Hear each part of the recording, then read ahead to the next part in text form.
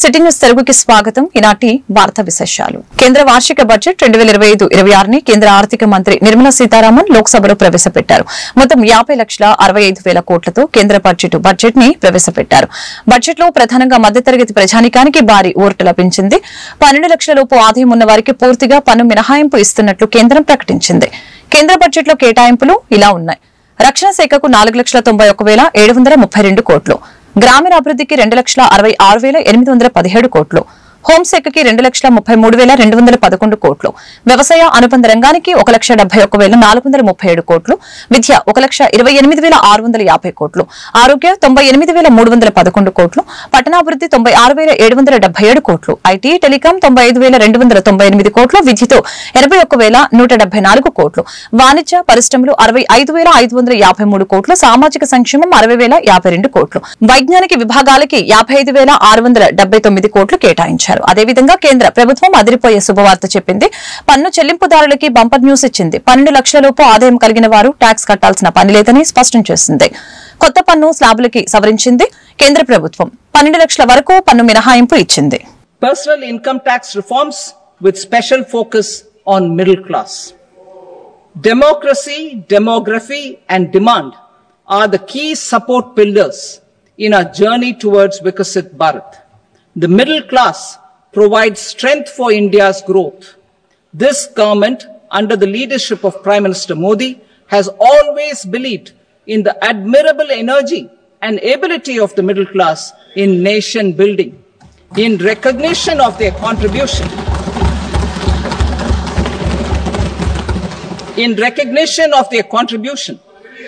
we have periodically reduced their tax burden. Right after 2014, the nil tax slab was raised to 2.5 lakhs of rupees, which was further raised to 5 lakh rupees in 2019 and to 7 lakh rupees in 2023. This is reflective of our government's trust on the middle class taxpayers. I am now happy to announce that there will be no income tax payable up to income of 12 lakh rupees.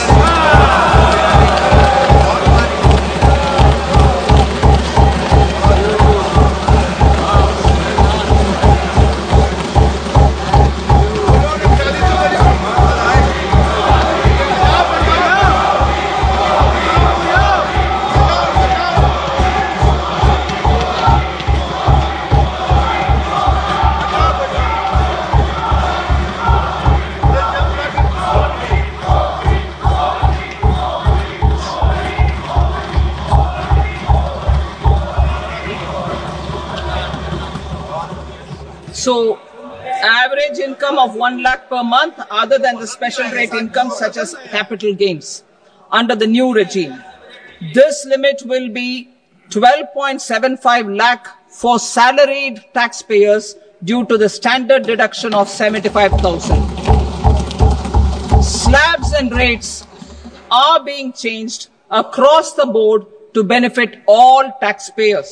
The new structure will substantially reduce the taxes. కేంద్ర budget లో 12 లక్షల వరకు ఆదాయ పన్ను మినహాయింపు ఇవ్వడం చారిత్రాత్మకమని కేంద్ర మంత్రి రామ్మోహన్ నాయుడు తెలిపారు. ఈ తరహా నిర్ణయం గతంలో ఎప్పుడూ తీసుకోలేదని చెప్పారు. దీంతో మధ్య తరగతికి మరింత ప్రయోజనం కలుగుతుందని అన్నారు. ఈ నిర్ణయం పార్టీలకు అతీతంగా ప్రతి ఒక్కరు కూడా హర్షించాల్సిన విషయమేనని తెలిపారు. బడ్జెట్ పై ఏపీకి చెందిన కూటమి ఎంపీలు నిర్వహించిన మీడియా సమావేశంలో రామ్మోహన్ నాయుడు మాట్లాడారు. మన ముఖ్యమంత్రి వర్యులు చంద్రబాబు నాయుడు గారి తాలూకా ప్రభావం కూడా ఈ బడ్జెట్ మీద ఉందని స్పష్టంగా మనం అందరం తెలియజేసుకోవచ్చు. గత 7 నెలలుగా కేంద్ర ప్రభుత్వంతో సంప్రదింపులు చేసి రాష్ట్రానికి ఉన్నటువంటి సమస్యలన్నీ కూడా తెలియజేసి ఎన్డీఏ ప్రభుత్వం రాష్ట్రంలో కేంద్రంలో ఒక డబుల్ ఇంజిన్ సర్కార్ మోడ్లో ముందుకు నడిస్తే దాని ఫలితాలు ఏ రకంగా ఉంటాయనేది అనేక సందర్భాల్లో 7 నెలల్లో చూపించడం జరిగింది. దానికి ఇంకా ముందుకు నడిపిస్తూ మిగిలినటువంటి కూడా రాష్ట్రానికి సంబంధించినటువంటి సమస్యలు ఏవైతే ఉన్నాయో దానికి ఒక పరిష్కారం ఈ కేంద్ర బడ్జెట్ ద్వారా ఇచ్చే విధంగా కొన్ని కార్యక్రమాలు కూడా పెట్టడం చాలా ఆనందదాయకమని కూడా ఈ సందర్భంగా తెలియజేస్తున్నాను. స్పష్టంగా చెప్పడం జరిగింది 2028 వరకు ఈ యొక్క జల్ జీవన్ మిషన్ ను కూడా ఎక్స్టెండ్ చేస్తామని, దాని తాలూకా బెనిఫిట్ మన ఆంధ్రప్రదేశ్ రాష్ట్రానికే దక్కబోతుందని తెలియజేస్తున్నాను. అయితే ఇలాంటి ఎన్నో కార్యక్రమాలు దేశ స్థాయిలో జరిగినటువంటి కార్యక్రమాల్లో ఆంధ్రప్రదేశ్ రాష్ట్రానికి ఖచ్చితంగా సముచితమైనటువంటి న్యాయం చేసే విధంగా మరి మేము గాని, అలాగే మంత్రి గారు పెమ్మసాని గారు గాని, అలాగే చాలా మంది ఎంపీలు ఈ రోజు ఒక టీం వర్క్ కింద తెలుగుదేశం, జనసేన కూడా ఇక్కడ పనిచేస్తున్నాం. అందరం కూడా కూలంకుషంగా బడ్జెట్ అంతా కూడా ఫుల్ ఫ్లెడ్జ్డ్ గా స్టడీ చేసి ఎంతవరకు మన ఆంధ్రప్రదేశ్ రాష్ట్రానికి నిధులు గాని, స్కీమ్స్ గాని తీసుకొని రాగలమో చంద్రబాబు నాయుడు గారి తాలూకా గైడెన్స్ తో ఖచ్చితంగా అధిక శాతం మన ఆంధ్రప్రదేశ్ రాష్ట్రానికి తీసుకొని రావడానికి మేమందరం కూడా కృషి చేస్తామని కూడా తెలియజేస్తున్నాం. మనకి పోలవరం గురించి ప్రస్తావించి నిధులు కేటాయించారు. అలాగే అమరావతికి సంబంధించి సుమారు 15,000 కోట్ల రూపాయలు. తద్వారా సిపిఐ ఎన్టీఆర్ జిల్లా కార్యదర్శి దోనపూడి శంకర్ పై తీవ్ర స్థాయిలో మండిపడ్డ టీడీపీ రాష్ట్ర అధికార ప్రతినిధి నాగుల్ మీరా రాజకీయ ఉనికి, పబ్లిసిటీ కోసమే ఎంపీ కేశినేని శివనాథ్ చిన్నిపై నిరాధారమైన తప్పుడు ఆరోపణలు చేస్తున్నారు. గురునానక్ కాలనీ, విజయవాడ పార్లమెంటు కార్యాలయం ఎన్టీఆర్ భవన్ లో టీడీపీ రాష్ట్ర అధికార ప్రతినిధి నాగుల్ మీరా మీడియాతో మాట్లాడారు. ఈ సందర్భంగా టీడీపీ రాష్ట్ర అధికార ప్రతినిధి నాగుల్ మీరా మాట్లాడుతూ బ్లాక్ మెయిల్ రాజకీయాలు మానుకోవాలని దోనపూడి శంకర్ కి హెచ్చరికలు జారీ చేశారు. అలాగే సిపిఐని అడ్డు పెట్టుకుని దోనపూడి శంకర్ కి డబ్బులు వసూలు చేయడం అలవాటుగా మారిందని అన్నారు. సిపిఐ పార్టీ కార్యక్రమాలకి టీడీపీ ఎమ్మెల్యేలు, ఎంపీల్ని బలవంతంగా చందాలు ఇవ్వమని పరిస్థితి వచ్చిందని చెప్పారు. ఈ రోజున సిపిఐ విలువలు కోల్పోతా ఉంది, సిద్ధాంతాలకు తిలోదకాలు ఇచ్చింది. అంటే శంకర్ అనే వ్యక్తి వసూలు చేయటం అలవాటు చేసుకున్నాడు. అంటే ఆయన పార్టీ కార్యక్రమాలు ఉన్నాయని చెప్పి ఆ పేరుతోటి మా ఎమ్మెల్యేలను, మా ఎంపీ గారిని సందాలు ఇవ్వాలని అడిగే పరిస్థితి. ఇవ్వకపోతే నిరాధారణమైనటువంటి ఆరోపణలు. నేను సిపిఐ అధినాయకత్వానికి సూచిస్తా ఉన్నాను, ఇటువంటి వ్యక్తులు మీ పార్టీలో కొనసాగితే మీకున్న కాస్త గౌరవం కూడా పోద్ది. శంకర్ మీద మీకు చిత్తశుద్ధి ఉంటే తగిన చర్యలు తీసుకోవాలని డిమాండ్ చేస్తా ఉన్నాను. ఏదైతే శంకర్ చేసినటువంటి ఆరోపణల మీద, తప్పుడు ఆరోపణల మీద ఎంపీ గారు న్యాయపరమైనటువంటి ఆయన హక్కుల్ని చంద్రబాబు నాయుడు గారు చెప్పారు. అతి తక్కువ కాలంలో దాదాపు 70% ప్రజలు అభినందిస్తున్నారు, ప్రజలు ఆదరిస్తున్నారు చిన్నీనని ఎంపీలు మీటింగులో చెప్తా ఉన్నారు. ఈ రోజున విజయవాడ పార్లమెంట్లో గతంలో జరగనటువంటి పనులన్నిటినీ జరగడానికి ఆయన వాళ్ళ అధికారులను పిలిచి రివ్యూలు చేసి వాళ్ళ మీటింగులు పెట్టి వాళ్ళను ఏ రకంగా ఆ పనులు కంప్లీట్ చేయాలో చెప్తా ఉన్నారు. వాళ్ళ పాతరాజరాజపేటలో 3,000 ఇళ్ళు ఏదైతే రైల్వే స్థలాల్లో ఉన్నాయో వాళ్ళు బిక్కుబిక్కుమని జీవిస్తా ఉన్నారు. ఎప్పుడు వస్తారా రైల్వే అధికారులు, ఏం చేస్తారో అని. అటువంటి దానికి పరిష్కారం చూపించారు. నేనున్నాను ప్రత్యక్ష సాక్షి. డిఆర్ఎంకి ఒకటే చెప్పారు, పేదవాడిని కదిలించడానికి వీలు లేదు, అవసరమైతే ప్రత్యామ్నాయంగా వాళ్ళకి స్థలాన్ని మేమిస్తాము అంటే పేదవాడి పక్షాన నిలబడేటువంటి వ్యక్తి. యూనియన్ బడ్జెట్ 2025-26 పై Andhra Pradesh chamber of commerce and industry federation media సమావేశం. AP chambers president Potluri Bhaskar Rao, RV Swamy, రాష్ట్ర hotel association president Bayana Venkatrao, AP MSME industry association president మాట్లాడుతూ చాలా సంవత్సరాల తర్వాత ప్రోగ్రెసివ్ బడ్జెట్ గా మధ్యతరగతి ప్రజలకి ఈ బడ్జెట్ ఊరటనిచ్చిందని, ప్రత్యేకంగా ఎంఎస్ఎంఈ, అగ్రికల్చర్, ఆటోమొబైల్, ఇన్ఫ్రాస్ట్రక్చర్లపై దృష్టి పెట్టడం జరిగిందని తెలియజేశారు. ఫుడ్ ప్రాసెసింగ్ కమిటీకి చైర్మన్ గా ఉన్నాడు. అలాగే all India chillies export association president గా కూడా పనిచేస్తానండి. ఈ బడ్జెట్ సంబంధించి ఫుడ్ ప్రాసెసింగ్ సెక్టర్ కానీ, ప్రత్యేకంగా మా చిల్లీస్ ఎక్స్పోర్ట్స్, చిల్లీస్ సంబంధించిన ఇండస్ట్రీకి చాలా ప్రోత్సాహకాలు ఇచ్చారు. చెప్పాలంటే ఇంత ముందు సంవత్సరం మేము 12,700 కోట్లు ఎక్స్పోర్ట్ చేసామండి ఇండియా నుంచి చిల్లీస్ సంబంధించి. వీళ్ళు మాకు ఇప్పుడు అంతకుముందు కాకపోతే 21, 22 వరకు 5% ప్రోత్సాహకాలు ఇచ్చేవాళ్ళు ఎక్స్పోర్ట్ చేసినప్పుడు. 22, 23 దాన్ని 3% చేశారు. లాస్ట్ ఇయర్ దాన్ని 1% చేశారు. దాన్ని పెంచుతారని చెప్పి ఆశించాం, కానీ జరగలేదు. కానీ దానికి బదులుగా గుంటూరు జిల్లాని చిల్లీస్కి ప్రత్యేక సెక్టర్గా ప్రకటించారు. ఎవరైనా మనం ఇండస్ట్రీ పెట్టుకుని అక్కడ ఒక ప్రైవేటు ఈపీజెడ్ లాగా పెట్టుకుంటే 25-26 సంవత్సరానికి సందర్భంగా ఈ నిర్మలా సీతారామన్ గారు యూనియన్ బడ్జెట్ ని ప్రవేశపెట్టడం జరిగింది. దానికి సంబంధించి మా యొక్క కామెంట్స్, ఇండస్ట్రీ పరంగా మా కామెంట్స్ తెలియజేయడం కోసం ఈ ప్రెస్ మీట్ ని ఏర్పాటు చేయడం జరిగింది. నాతో పాటుగా Swamy garu, AP hotel association president, Bayana Venkatarao garu, AP MSME association president, honorary chairman, Akkayya Naidu garu మా treasurer, Velagapudi Sambasivarao garu food processing కమిటీకి చైర్మన్, అలాగే all India chillies exporters association president, Chowdary garu automobile sector కి సంబంధించి, నెట్టా రవికుమార్ గారు మా టాక్సేషన్ కమిటీ చైర్మన్. సో వివిధ రంగాలకు సంబంధించిన కామెంట్స్ ఆ పర్టికులర్ సెక్టార్ కి సంబంధించి వారు తెలియజేస్తారు. రాష్ట్ర ప్రభుత్వం తీసుకునే నిర్ణయానికి వీళ్ళు కూడా సహాయ సహకారం 22 ఇంపార్టెంట్ ప్లేసెస్ లో కూడా సౌత్ రీజన్ లో డెవలప్ చేయాలని కూడా నిర్ణయం తీసుకున్నారు. దానికి హర్షదాయకం వ్యక్తం చేస్తూ టూరిజం రంగానికి మంచి ఇంపార్టెన్స్ ఇచ్చింది నిర్మలా సీతారామన్ గారు, ఫైనాన్స్ మినిస్టర్ గారు. దానికి ఆంధ్రప్రదేశ్ హోటల్స్ తరఫున ప్రత్యేక ధన్యవాదాలు తెలియజేస్తున్నాను. Thank you. ఎంఎస్ఎంఈ సెక్టార్ కి ఈ బడ్జెట్ లో చాలా పెద్దపీట వేయడం జరిగింది. భారతదేశంలో ఎంప్లాయ్మెంట్ జనరేట్ అవ్వాలంటే వ్యవసాయం తర్వాత పెద్ద సెక్టార్ ఎంఎస్ఎంఈ సెక్టారు.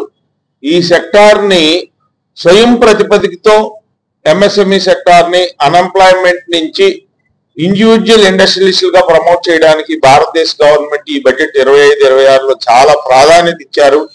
ఈ ప్రాధాన్యతలో 10,000 కోట్ల రూపాయలని స్పెషల్ ఫండ్ కింద ఎలకేషన్ చేస్తున్నారు. ఇంతవరకు ఎప్పుడు కూడా జరగలేదు ఇలాంటిది. ఇది చాలా శుభసూచకం. భారతదేశంలో ఉన్నటువంటి అన్ఎంప్లాయ్మెంట్ మొత్తం కూడా పోవడానికి ఉపయోగపడుతుంది. అలాగే ఫస్ట్ రిజిస్ట్రేషన్ చేసుకోగానే వాళ్ళకి 5 లక్షల రూపాయల వరకు క్రెడిట్ కార్డు ఇస్తామన్నారు. నెక్స్ట్ మళ్ళీ 10 లాక్. విజయవాడ బందర్ రోడ్ లో ఉన్న జోసలుకా షోరూమ్ ని ప్రారంభించిన ఇస్మార్ట్ శంకర్ హీరోయిన్ నాభా నటాషా, విజయవాడ తూర్పు నియోజకవర్గం ఎమ్మెల్యే గద్దె రామ్మోహన్. ఈ సందర్భంగా నటి గద్దె రామ్మోహన్ మాట్లాడారు. ఈ షోరూమ్ ని ప్రారంభించడం చాలా ఆనందంగా ఉందని తెలియజేశారు. 60 స్టోర్లతో దేశవ్యాప్తంగా జోసలుకాస్ విస్తరించిందని తెలిపారు. విజయవాడ షోరూమ్ ప్రారంభించడం ఆనందంగా ఉందని తెలియజేశారు. అమరావతి రాజధాని అయినందున ఫ్లైట్లు, ట్రైన్, బస్సుకి వచ్చిన ప్రతి ఒక్కరు కూడా విజయవాడ సిటీకి తప్పనిసరిగా రావాల్సి వస్తుందని అన్నారు. పెళ్లి సీజన్ కాబట్టి పెళ్లి కూతురుకు సంబంధించిన సెట్స్ అన్ని కూడా చాలా అంటే చాలా బ్యూటిఫుల్ గా ఉన్నాయి.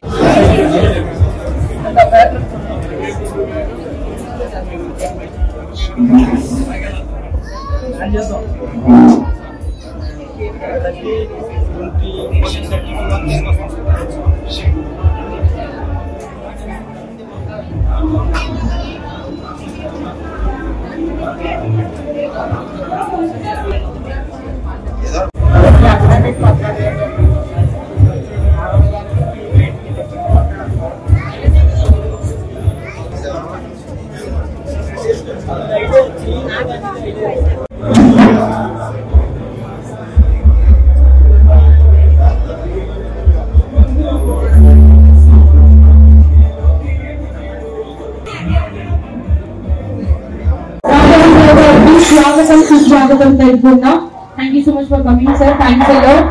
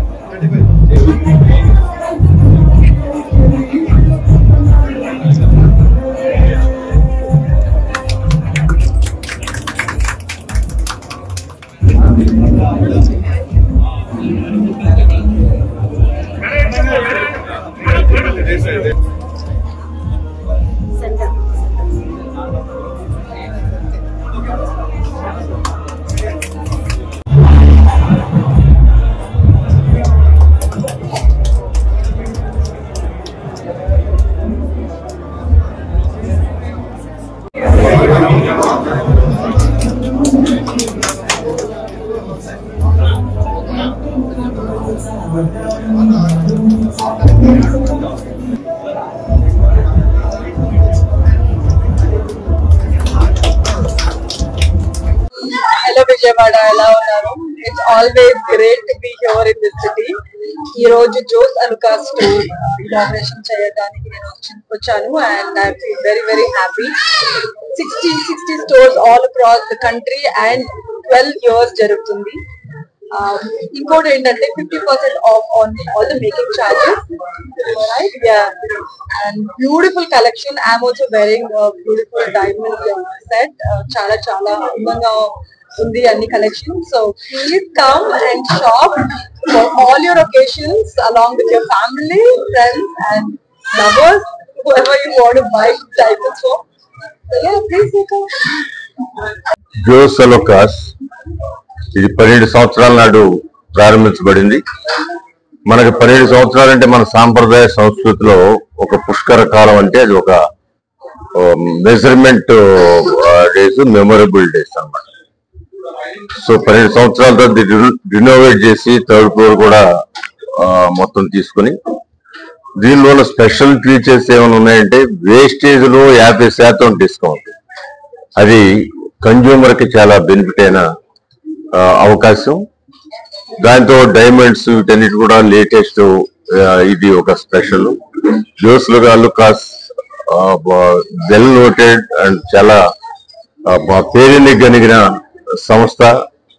క్వాలిటీలో కూడా ఒక నమ్మకం కన్జ్యూమర్ లో ఉంది. మరి విజయవాడ నగరంలో ఇలాంటి సంస్థలు ఇంకా అనేకం వచ్చే అవకాశాలు కూడా ఉన్నాయి. ఎందుకంటే విజయవాడ నగరం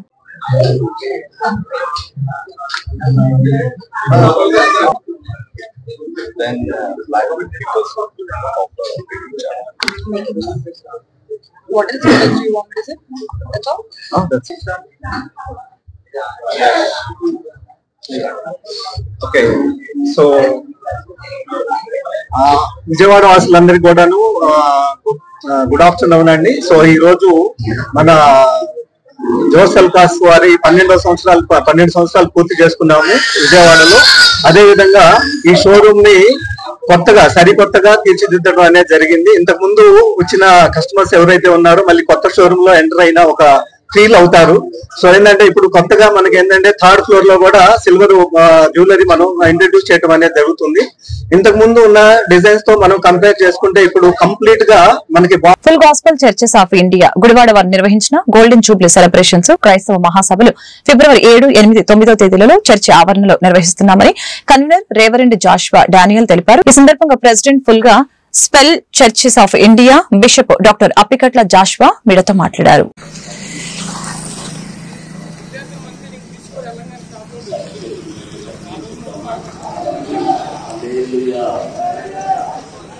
గ్రంథంలో ప్రకటనలు చెప్పారు కదా, 2 సార్లు చెప్పారు. అలాగే అబ్రహాం నాన్నగారికి 85 సంవత్సరాలు, 67 సంవత్సరాల సుదీర్ఘమైన సేవకులు పడ్డారు. నాలుగు సమయంలో మన మధ్యలో దేవుని సేవకులు ఈడికి పదవి కుమారులు ఆ శ్రద్ధాకర్ గారు ఉన్నారు. వారు కూడా 2 నిమిషాలు గ్రేటింగ్స్ తెలియజేస్తారు.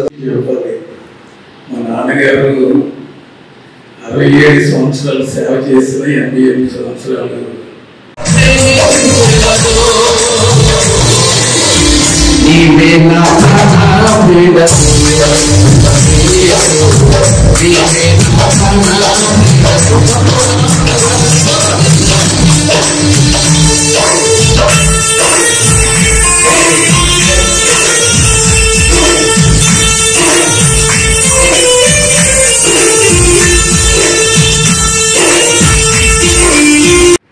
నేను ఇదే గ్రౌండ్ లో మీటింగ్స్ జరుగుతుంటే స్టేజ్ మీద కూర్చున్నప్పుడు వాడు నన్ను అడిగిన ప్రశ్న ఏంటంటే, డానీ ఇంకేంటి మరి పరిచయం ఎప్పుడు స్టార్ట్ చేస్తావు అన్నాడు. అప్పటికి నేను క్రీస్తుకి 10 రోజులు బతుకుతున్నాను.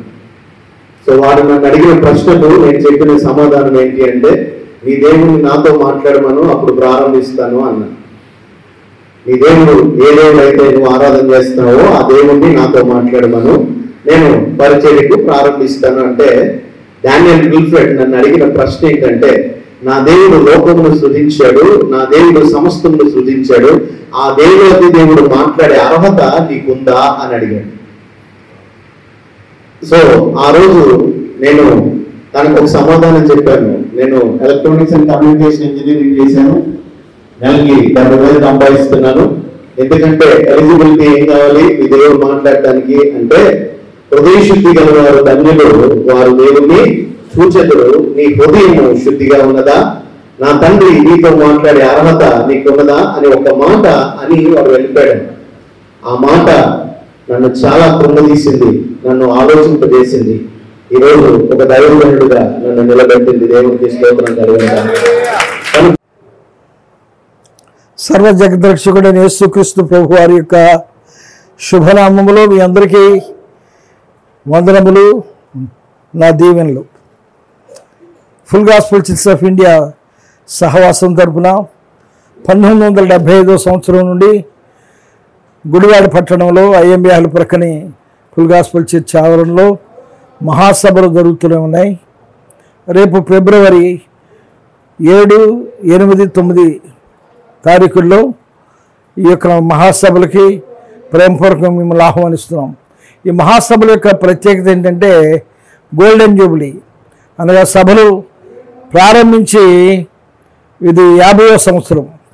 మా తండ్రి గారు కీర్తిశేషులు రెవరెండ్ అప్పిగట్ల దేవసహాయ నాయన గారు మొదటగా గుడివాడ పట్టణంలో సభలు ప్రారంభించారు. అది నేను 75 నుండి కొనసాగిస్తున్నాను. రేపు అనగా ఈ ఫిబ్రవరి 7, 8, 9 తారీఖుల్లో గోల్డెన్ జూబిలీ మహాసభలకి ప్రేమపూర్వకంగా మిమ్మల్ని ఆహ్వానిస్తున్నాం. కమనీయమైన సంగీతం ఉంది, గొప్ప దైవ సేవకులు వచ్చి దేవుని యొక్క వాక్య పరిచయం చేస్తున్నారు. జాతి మత కుల విశిక్షణ లేకుండా దైవాశీర్వాదం పొందుకోవడానికి మిమ్మల్ని ప్రేమపూర్వకంగా ఆహ్వానిస్తున్నాం. గతంలో నేను ఎన్టీఆర్ స్టేడియంలో కేఏ పాల్ మీటింగ్ పెట్టినప్పుడు, అనిల్ కుమార్ మీటింగ్ పెట్టినప్పుడు మీరు నన్ను ఎంతో ఆదరించారు కన్వీనర్గా. అలాగే ఈ యొక్క మహాసభల్లో కూడా మీరు పాలు పంచుకొని దేవుని యొక్క దీవెనలు పొందవలసిందిగా మీడియా వారి ద్వారా నేను తెలియజేస్తున్నాను. May God bless you. Media వారికి కూడా నా నమస్సుమాంజలి. పట్టభద్రుల ఎమ్మెల్సీ ఎన్నికల నోటిఫికేషన్ విడుదలైన నేపథ్యంలో గుడివాడలో టీడీపీ, జనసేన, బీజేపీ శ్రేణులతో ఎమ్మెల్యే వెనిగండ్ల రాము, గ్రంథాలయ సంస్థ చైర్మన్ గోనుగుంట్ల కోటేశ్వరరావు నేతృత్వంలో సమన్వయ సమావేశం నిర్వహించారు. ఈ సందర్భంగా ఎమ్మెల్యే నాయకులకి దిశానిర్దేశం చేశారు. పోలింగ్ కేంద్రాలు ఎస్బీఎస్ స్కూల్లో 7, ఏజీటీ స్కూల్లో 3, రూరల్ మండలం వాళ్ళు కూడా వచ్చి ఎస్బీఎస్ స్కూల్లో కానీ ఏజీటీ స్కూల్లో కానీ ఓటు హక్కులు వినియోగించుకోవాలా. ఎంతమంది క్యాండిడేట్లు ఉంటే మీరు అంతమంది కూడా ఓటు వేయచ్చు. కానీ ఎవరికి ముందు ఓటు వేయాలి అనేది అటువంటిదే మెయిన్గా ఆలోచన చేసుకోవాలి. విశ్లేషకుల్ని పరిశీలకుల్ని మన రాష్ట్ర పార్టీ ఒకరిని నియమించింది. 5 నిమిషాల్లో గెలవడం అనేది చాలా ఈజీ అనేది మన అందరికీ తెలుసు. కాబట్టి గెలిచేటప్పుడు ఉన్నప్పుడు గెలిచేటప్పుడు ఒకసారి మోదించుకుంటా గెలిస్తే ఒక తృప్తి ఉంటుంది, మనకు స్పెషాలిటీ ఉంటుంది. ఈజీనే కదా అని కూర్చుంటే ఎలానే అయిపోతుంది. అయిపోయినా కానీ మనకు కూడా మన స్పెషాలిటీ చూపించుకోవడం తప్పకుండా. రూరల్ టౌన్ వచ్చి 7,171 ఓట్లు ఉన్నాయి. నందివాడ 880 ఉన్నాయి. గొడ్లవల్లేరు 1,473 ఓట్లు రిజిస్టర్ అవ్వడం జరిగింది కంపేర్గా. కానీ ఈ మొత్తం ఓట్లు మనకి నిన్న ఆల్రెడీ చంద్రబాబు నాయుడు గారి మీటింగ్ పెట్టి చెప్పడం జరిగింది. ప్రతి 30 ఓట్లకి ఒక మనిషి మన ఉన్న ఇంట్లోంచి ఐడెంటిఫై చేసుకోవాల్సిన అవసరం ఉంది. మీ ఊర్లో ఎవరి తాలూకా ఊర్లోనో వాళ్ళ ఆ ఊరికి సంబంధించిన ఓటర్ లిస్టు తీసుకుని వాళ్ళతో అందరితో టచ్లో ఉండి ఎప్పుడు వస్తారు, ఎలా వస్తారు, లాస్ట్ టైం ఏ ఫార్ములాస్ అయితే ఫాలో అయ్యామో సుమారుగా అదే ఫార్ములాస్ ఇందాక మన టౌన్ ప్రెసిడెంట్ గారు చెప్పినట్టు చాలా సింపుల్గా మనకి ఇక్కడ ఉండే వాళ్ళకంటే బయట ఉండే వాళ్ళు చాలా అధికంగా ఉంటారు. సో వాళ్ళందరితో కూడా టచ్లో రేపు జరిగే ఎమ్మెల్సీ ఎన్నికల్లో ఈ నియోజకవర్గంలో 10,300 ఓట్లు ఉన్నాయి. 2 లక్షల ఓట్లు ఉన్నప్పుడు 53,000 మెజార్టీలో మనం ఇక్కడ గెలుచున్నాం.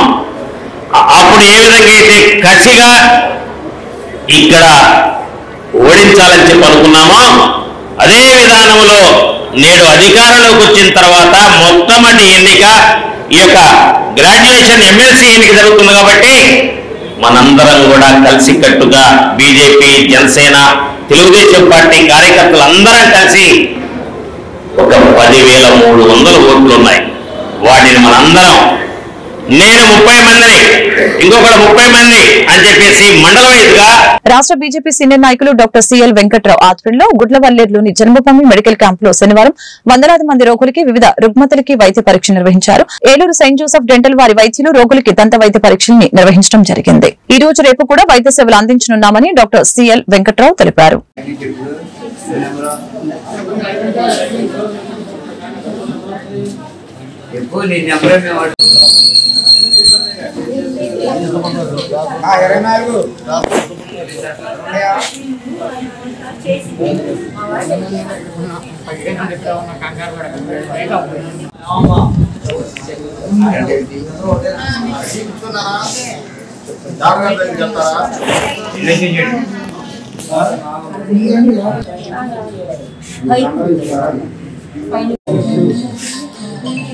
మీకు కనిపించినంత వరకు అది చూడండి. మీకు కనిపించినంత వరకు అలా బాగుంది.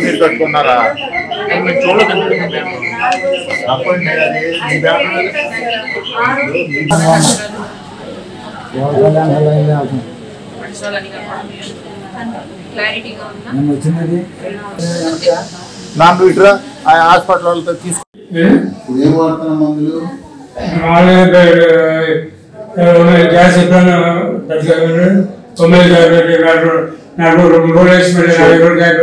Sugar BP